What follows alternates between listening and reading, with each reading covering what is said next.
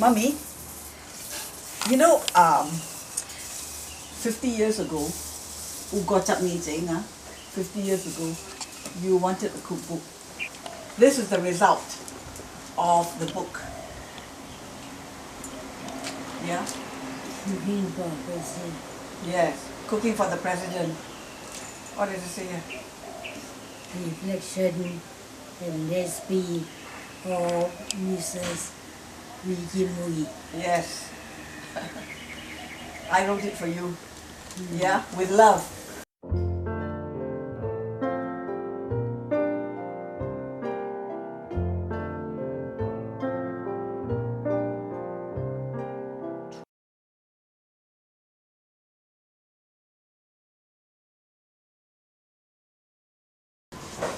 Very significant. We are true Peranakans. We were born Peranakan. We grew up the Peranakan way. We have Peranakan lifestyle. We are many generations down, Peranakan family. My father's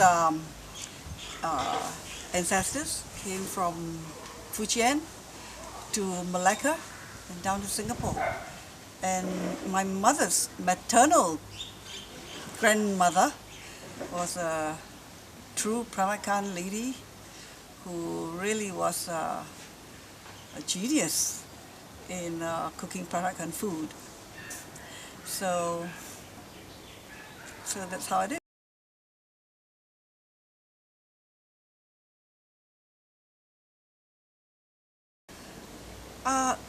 See, Singapore has always been a global city in that sense. Since the Stamford Raffles time, he wanted to make it an entrepot port, and he did.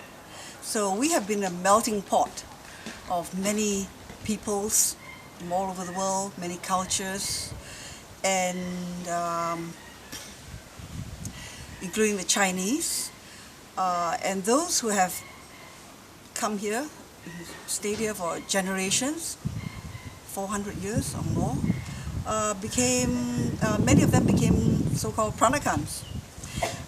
Chinese people who have lived here appreciated the local cultures, adopted some of their ways, and modified them in many areas or many aspects of their life, from their dressing, jewelry, furniture, food, and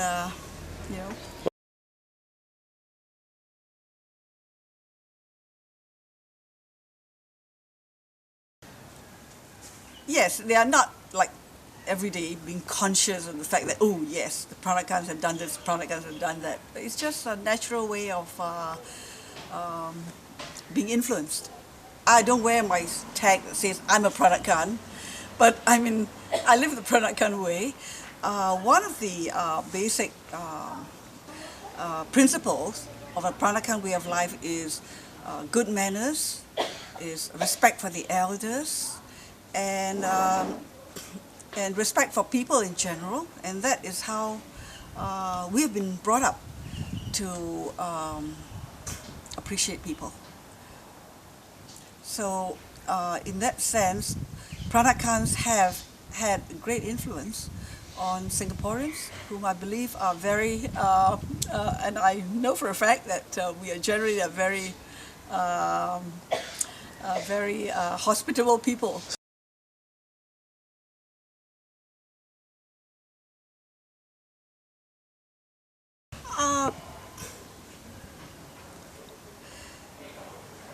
I think that a lot can be done to promote the Peranakan culture because it's really unique to Singapore and Penang, Malacca, and I believe even Phuket. There are quite a number of Peranakan people living there.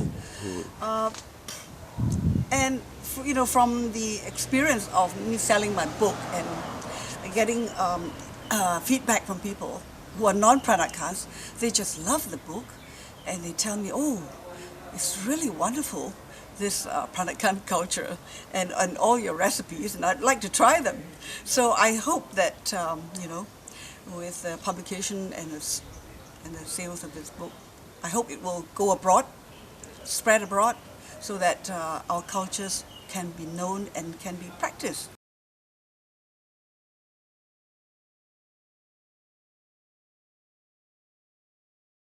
Oh, I hope that my book will be attractive enough for people to not just read about it, but to try their hand on it.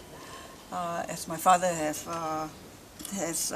written, that if you try one dish a week, you will be able to cook 52 dishes in a year.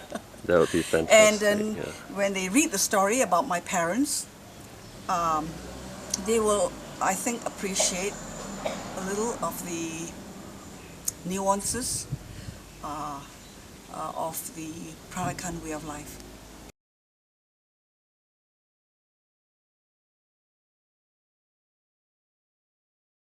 Honestly, of all the questions that you've posed to me, this is to be the toughest because I love every recipe in this book. We grew up with every one of them. My mother cooked superlatively, and that's why we recorded everything for people today and for future generations to enjoy. If you ask me for one particular dish, there are home-cooked, like family everyday meals that we do, that we love, and there are some like for grand dinners that we like to, cook for friends and relatives.